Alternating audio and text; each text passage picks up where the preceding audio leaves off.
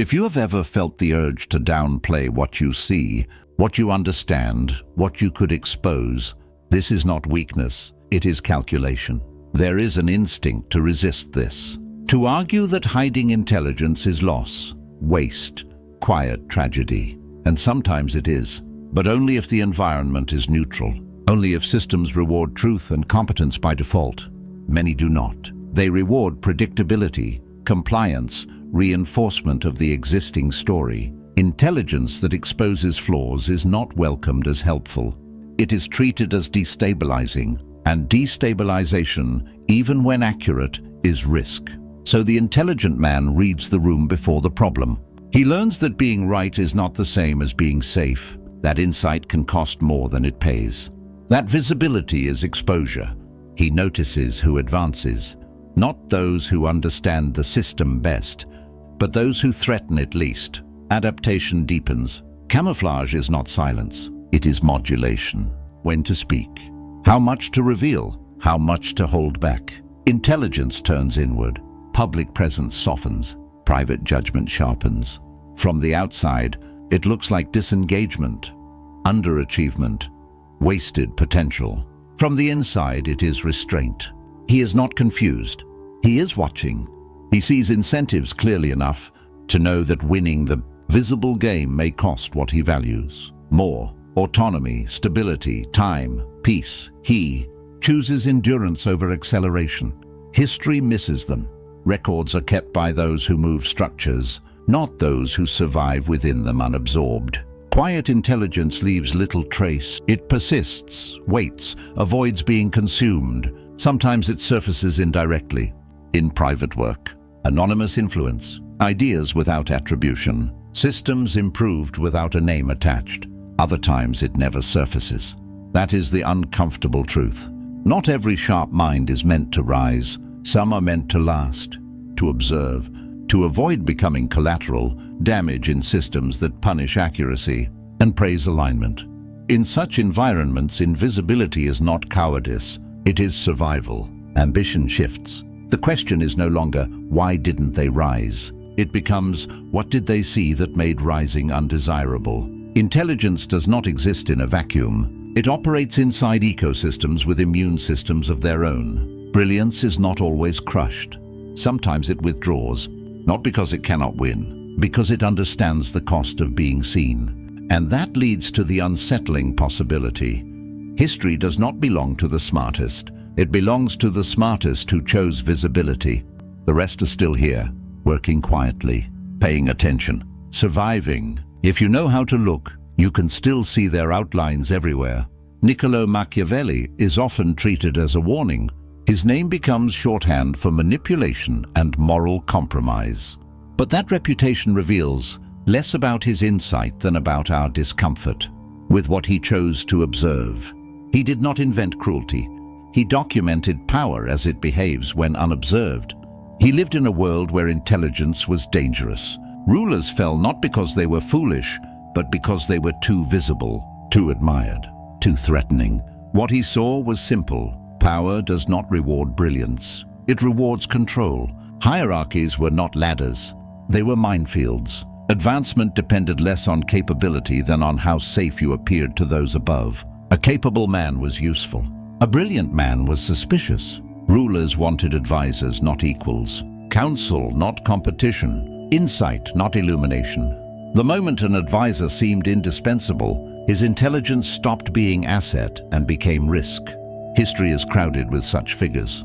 Men who saw clearly and disappeared quietly. The survivors practiced restraint. They wrapped insight in deference, hid strategy behind obedience, revealed intelligence only when asked, and even then partially. The aim was not to be the smartest in the room. It was to remain in it. This is the unspoken rule. In hostile systems, visibility is vulnerability. Every strength displayed becomes potential accusation. Every success breeds resentment. Exposing inefficiency threatens those invested in the order. Power structures defend themselves without conspiracy. They respond to perceived risk. So the sharpest learn to appear harmless. Loyalty as mask, humility as armor. Sometimes even mediocrity as protection. Not weakness, timing, patience. Machiavelli promised no justice. He never claimed intelligence would be rewarded. He described a world where perception outweighed truth and tolerance outweighed correctness. That logic did not end with Renaissance courts. Modern institutions are cleaner, more bureaucratic. The structure remains. Those who threaten stability, even unintentionally, are managed, neutralized, excluded, rarely confronted outright. The lesson is not cynicism. It is clarity. He was not teaching cruelty. He was teaching survival inside systems indifferent to truth, and survival often requires restraint. This is not ancient history. It is office politics, academic hierarchies, social groups, a pattern still repeating. Intelligence is described as gift. Socially, it functions as signal, and signals provoke reaction. The mistake is assuming insight is neutral, that noticing patterns, exposing flaws, asking sharper questions is simply useful.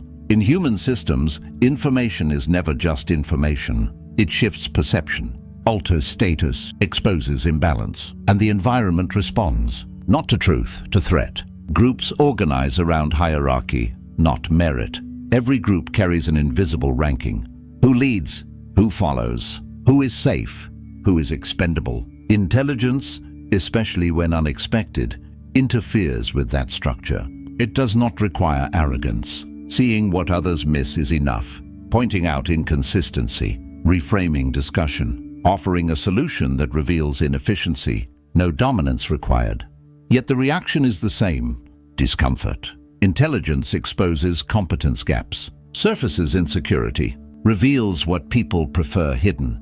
Gratitude is rare, resistance common. That resistance is subtle: dismissal, exclusion, jokes, quiet alliances, rarely confrontation. Social aggression prefers deniability. The intelligent person feels the shift without understanding it. They sought no control, insulted no one. They noticed something true.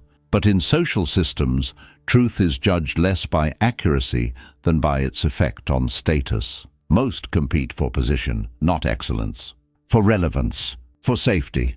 When that position is threatened, even unintentionally, the group reacts defensively, not because the insight is wrong, but because hierarchy is disturbed. So intelligence is reframed: too intense, too analytical, not practical, not likable. These labels are not descriptive. They are protective. They convert competence into liability without admitting fear. The aim is not to defeat intelligence. It is to neutralize it. This often happens to perceptive people more than dominant ones. Dominance is visible and negotiable. Intelligence is unpredictable. It questions assumptions, sees around corners, harder to contain, so it becomes target. What unsettles is that perceptive individuals often accelerate isolation through honesty and precision. Traits praised in theory destabilize in practice. Most systems are not built to optimize truth.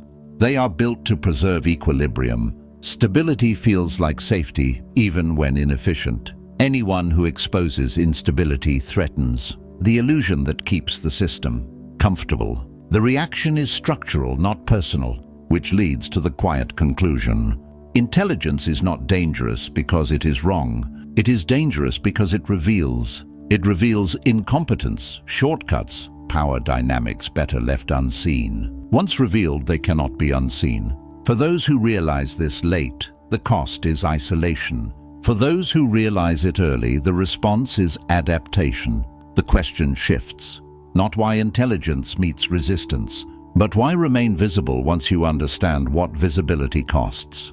There comes a quiet moment when an intelligent person stops expressing everything they see, not because the insight fades, but because the cost of sharing it becomes clear. This is not insecurity. It is calculation. Self-minimization is mistaken for weakness. In hostile environments, it is adaptation. Systems punish clarity more than ignorance. The lesson arrives through friction. A comment shifts the room. An observation meets silence. A solution creates tension instead of relief. Confusion repeats until it teaches. Visibility has consequences, so masks form. Humor comes first. Insight softened into jokes. Truth wrapped in sarcasm, safe enough to retract. If it lands, fine. If not, it was just a joke. Silence follows. Listening more than speaking. Letting others reach conclusions you reached long ago. Not because your voice lacks value, but because timing governs tolerance. Some truths are accepted only when the group believes it found them. Then restraint. Doing enough to remain competent, not enough to threaten. Staying below the line that attracts scrutiny. Allowing inefficiencies to persist because correcting them would expose too much. From outside, apathy. From inside, control. False agreement is the quietest mask. Nodding at ideas you know will fail. Letting narratives run because interrupting them would trigger resistance you are not prepared to absorb. Not dishonesty, patience. Many learn to play dumb to avoid becoming a target. Stay quiet in meetings. Speak later, privately. Let others take credit because credit attracts attention. What looks like self-erasure is positioning. Power does not belong only to the dominant. It belongs to those who endure, who observe without being observed, who learn the system without alerting it. Restraint preserves optionality. Once your full capacity is visible, it cannot be unseen. Once others know how sharp you are, they recalibrate. Invisibility keeps doors open. This is not hiding forever. It is choosing when to be seen, waiting until the environment can absorb the truth you carry, or until your position can absorb the cost. Until then, silence is not surrender, it is storage. Observation is permanent. Visibility is optional. For those who understand this, self-minimization is not loss of agency, it is preservation. The world confuses volume with power. Patient minds know otherwise. Sometimes the strongest move is to disappear long enough to understand the game completely. History presents itself as a parade of obvious greatness, names carved into stone, achievements repeated until they harden into myth. Beneath that story runs a quieter pattern, less flattering and more instructive. Many who survived volatile eras did not appear exceptional, they appeared harmless. In courts where power shifted overnight, intelligence was concealed. Brilliance shown too early shortened lifespans. Those who endured spoke less, deferred more, allowed louder figures to absorb attention and risk. Dominance mattered less than timing. Across instability, the rhythm repeats. Chaos rewards patience over speed. Those who rushed to display competence rose fast and fell faster. Those who waited, watched, learned the room accumulated leverage. They cultivated underestimation. Low expectations forgive mistakes. High expectations make missteps fatal. Some of the most effective strategists entered as background figures. They listened while others argued, asked questions that sounded naive, let rivals overextend. By the time alliances fractured, they understood the terrain. Their intelligence was active, not visible. Military history echoes this. Survivors were rarely the most aggressive. They avoided unnecessary battles, let others chase glory, conserved resources and reputation. Open ambition attracted suspicion from enemies and allies alike. So they practiced restraint. Victories were downplayed, success credited to luck or subordinates. Not humility, insulation. It reduced envy and fear, allowing continued operation without becoming the obvious threat others would unite against. Intellectual history followed similar logic. Radical ideas announced loudly invited suppression. Insight was layered, hidden in allegory, buried in footnotes, disguised as commentary. Those prepared saw it. Those inclined to destroy it often did not. Not cowardice, continuity. Across cultures, the mechanism persists because it works. In unstable systems, visibility is danger. Those who last are rarely the ones who declare themselves exceptional. They allow others to believe they are manageable. This unsettles the fantasy of history as meritocratic sorting. It suggests something colder. Intelligence often thrives when underestimated. Safety sometimes depends on letting others believe they are ahead. Nor was this limited to elites. Merchants downplayed success in volatile markets. Scholars appeared compliant under rigid orthodoxies. Innovators let others claim spotlight while refining work in private. Again and again, survival favored those who understood perception, because perception dictates response. These figures did not hide forever. They revealed themselves selectively, when position was secure, when circumstances shifted, when the system needed what they offered too badly to reject it. Until then, restraint preserved them.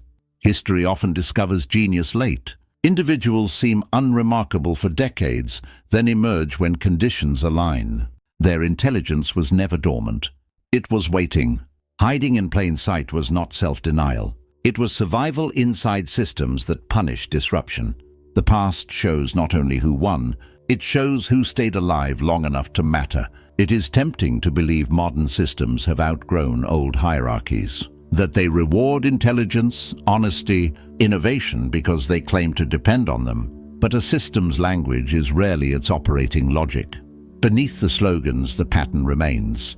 Contemporary institutions are not built to identify exceptional minds. They are built to preserve predictability. Stability is the highest value. Anything that disrupts it, even in the name of improvement, is treated with caution. In corporate culture, intelligence is praised in theory and constrained in practice. Innovation is welcomed within controllable boundaries. Insight is tolerated until it questions leadership. Creativity is encouraged until it interferes with incentives. When intelligence threatens control, it stops being an asset. The labels arrive quickly, not aligned, not a culture fit, too critical. They sound neutral. They are not. They signal disruption without engaging substance. The issue is rarely accuracy. It is uncertainty, and uncertainty destabilizes systems built on predictability. Academia follows similar logic.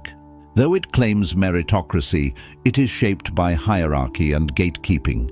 New ideas are filtered not only for rigor, but for compatibility with existing frameworks. Those who see beyond those frameworks too early meet resistance. Originality is celebrated retroactively. In real time, it is inconvenient. Bureaucracies are more explicit. They reward compliance. The individual who follows procedure, even when inefficient, is safer than the one who questions it. Rules persist because they are legible. Legibility is control. Those who see redundancy or performance become difficult to manage. They ask why. Notice contradictions. Resist scripts. This is thinking, but thinking creates friction. Friction slows systems. So the thinker is marginalized. Social media intensifies it. Visibility becomes currency only when aligned with dominant narratives. Intelligence that compresses complexity into certainty is rewarded. Intelligence that complicates or refuses polarization is ignored or attacked. Nuance performs poorly in attention economies. The more perceptive someone is, the less compatible they become with platforms built on simplicity and outrage. The exceptional mind becomes invisible not from lack of value, but refusal to distort. Across domains, the principle holds. Systems reward fit. Those who challenge are managed. So appearing average becomes tactic, not modesty, mobility, a way to move without resistance, to remain inside long enough to understand it, to protect autonomy from constant friction.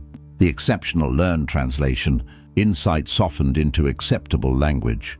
Conclusions delayed, objections chosen carefully. Not abandonment of truth, context. Modern hierarchies are less violent, but equally defensive.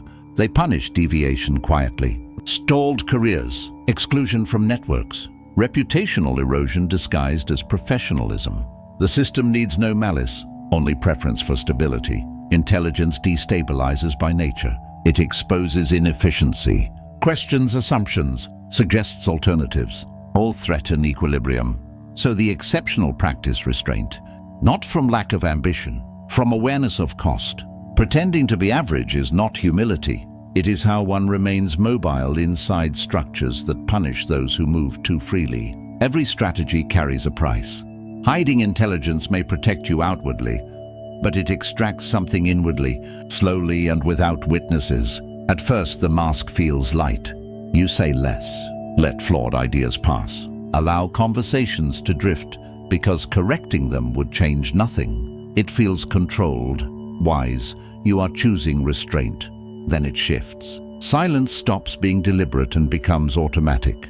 You no longer decide whether to speak. You simply don't. Thoughts are edited before they reach language. Insight stays internal. Observation goes unshared. The mind remains active, increasingly separate from the room. That separation costs. Perceptive people describe a particular loneliness, not lack of company, but lack of mental companionship. Sitting in crowded rooms untouched by the conversation, hearing surface exchanges repeat while knowing something deeper will remain unspoken. The mask protects. It also isolates. There is grief in being unseen, especially when invisibility is self-imposed. Others experience you as agreeable, low friction, unremarkable. You allow it to avoid resistance. Yet something in you aches at the misrecognition. Being misunderstood still acknowledges presence. Being unseen erases it. Over time, the self divides. The inner world grows sharp and dense. The outer presentation becomes simplified. The distance widens. Maintaining it requires effort. A specific boredom follows, not from lack of stimulation, but from interactions that never reach your natural depth. Conversations feel repetitive, not because others lack substance, but because substance has become unsafe. There is guilt too, for withholding, for watching inefficiencies persist, for letting mistakes unfold you could have prevented. You have reasons, often good ones. The weight remains. Eventually the questions surface. Am I wasting something essential? Am I protecting myself or erasing myself? How long can I stay hidden before I forget what it felt like to be seen? This is the tension. Visibility brings friction. Invisibility brings emptiness. Neither is clean. This is not weakness. It is adaptation. A rational response to environments that punish clarity. The pain is real. It deserves naming without romanticizing it. Survival keeps you safe. It does not make you whole. Hiding was never meant to be permanent. It was meant to be selective. The goal is not invisibility. It is discernment. Knowing where you can speak freely, who can meet you at depth, when being seen is worth the cost. The mask was never deception. It was protection. But no one is meant to live behind armor forever. If hiding were the end, it would be tragedy. It isn't. Hiding is a phase. What matters is what follows. Durable power is not loud. It does not demand recognition or assert itself at every turn. It is controlled emergence, the choice of when visibility serves you and when it does not. Here, patience shifts from endurance to advantage. Step back from visibility and your role changes. You stop performing for the system and start reading it. Who speaks first and who echoes? Who initiates and who reacts? Who holds authority and who borrows it? Patterns appear that were invisible when you were focused on being heard. Silence becomes information. Every system reveals itself with time. Its incentives, contradictions, informal hierarchies. Who holds influence without titles? Who enforces norms quietly? Who benefits from stability and who fears disruption? Observation sharpens perception. Perception accumulates leverage. Those who rush to display intelligence spend it without context. Insight offered before understanding reception cannot be reclaimed. Restraint preserves optionality. By waiting, you let others expose their limits. Confident narratives unravel on their own. Weak ideas collapse under pressure. When you finally speak, it lands differently, not as provocation, as resolution. Timing alters the weight of truth. Patience feels like dominance in slow motion, not passivity, positioning. You are not withdrawing. You are accumulating. Each withheld insight gains gravity. Influence grows through selective intervention. The one who speaks rarely but decisively carries more weight than the one who comments on everything. Scarcity creates value. Silence creates anticipation. Patience also prevents wasted conflict. Many battles are lost by fighting too early, by intervening before failure reveals itself, by rescuing structures that should collapse under their own contradictions. Waiting lets reality perform the argument. This is not disengagement, it is awareness. Power compounds quietly, through credibility built over time, through being underestimated long enough that resistance does not form prematurely. When action arrives, the terrain is mapped. The danger is confusing patience with hesitation. Hesitation is fear, patience is intent. One delays because action feels risky. The other delays because conditions are misaligned. Knowing the difference is intelligence. This is the turning point. The narrative shifts from survival to agency, from concealment to choice. Restraint becomes preparation. The goal was never disappearance. It was emergence at the moment when visibility becomes leverage instead of liability. When that moment is chosen well, nothing is forced. The system adjusts. Because you are no longer reacting to power. You are arriving with it. A blade kept hidden forever grows dull. A blade drawn too early never leaves the field intact. Intelligence obeys the same rule. Conceal it long enough to survive. Reveal it only when it can cut cleanly. This is not permanent restraint. It is discernment. There comes a point when hiding shifts from strategy to stagnation, when silence stops protecting and starts confining. When camouflage becomes self-betrayal, that moment never announces itself. It must be recognized. The first principle is alignment. Revelation works only when the environment can absorb it. Not safety, coherence. Your values, position, and incentives must move in the same direction. If exposing capability places you in conflict you cannot withstand, the cost will exceed the gain. Alignment is leverage, not comfort. The second principle is leverage itself. Before revealing intelligence, ask what protects you. Reputation, results, scarcity, allies.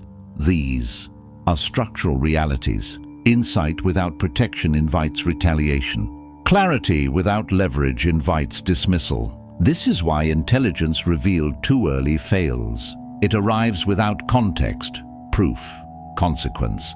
The system can ignore it. With leverage, the same intelligence becomes unavoidable. The third principle is consequence. Every revelation alters the field. Once others understand what you see, they respond. Some respect it, others resist. Many contain it. Visibility is never neutral. The question is not whether consequences follow. They do. The question is whether you can absorb them. There are moments when drawing the blade is necessary, when hiding costs more than exposure, when boredom becomes misalignment, when restraint corrodes self-respect.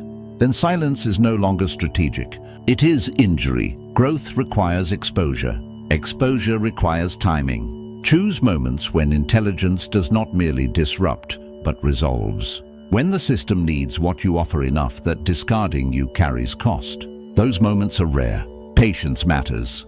Discernment grows through observation. Watch how truth is treated. Notice which voices are punished, which absorbed. Study the emotional economy around you. There is no formula. Timing cannot be outsourced. It depends on risk tolerance, purpose, willingness to accept what visibility brings. The blade is not for display, it is for use. Intelligence is not merely possessed, it is deployed, and deployment carries responsibility. The final question waits. Are you hiding because it is strategic, or because you no longer remember how to step forward? Intelligence is often framed as blessing or burden, a gift or a weight. Both miss the point. Intelligence is neither prize nor punishment. It is responsibility. It lets you see further, anticipate outcomes, recognize patterns before they harden into consequence. Once seen, they cannot be unseen. The question is no longer whether you are intelligent, but what you do with what you see. The world does not reward truth by default. It rewards stability, coordination, predictability. It rewards those who understand how systems defend themselves. This is not cynicism, it is realism. The same realism observed centuries ago, the same psychology still at work. Truth without strategy becomes noise. Insight without timing becomes disruption. Intelligence without protection becomes threat. Pretending to be average was never deception. It was survival. Staying intact long enough to choose when and how to be real.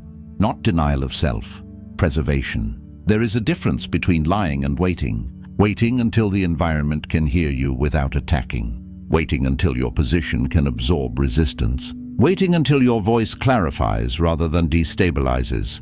That is not weakness.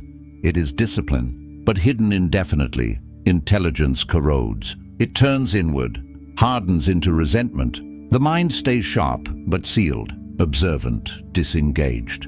That is not wisdom. It is stagnation. Expressed recklessly, it burns out. It creates enemies before allies, trades longevity for recognition, confuses honesty with effectiveness. The balance is narrow and personal. You were not meant to shrink forever. You were meant to choose moments. Learn terrain. Understand power as alignment between insight and timing. The most capable do not speak most. They know when words alter outcomes. They know silence is preparation. Invisibility is positioning. When they step forward, it is not dramatic. It is inevitable. The world is not a classroom where correct answers earn reward. It is a field of forces. Moving through it requires restraint, awareness, patience. If anything has shifted, it is not instruction, but recognition. Your intelligence is not meant to impress. It is meant to endure. To survive long enough to act with consequence. Pretending to be average was never destination. It was pause. Holding pattern. Protection inside environments not ready to receive you. The question is not whether you are capable. It is whether you are ready to decide deliberately when to be seen. The rest is silence. And in that silence, recognition begins.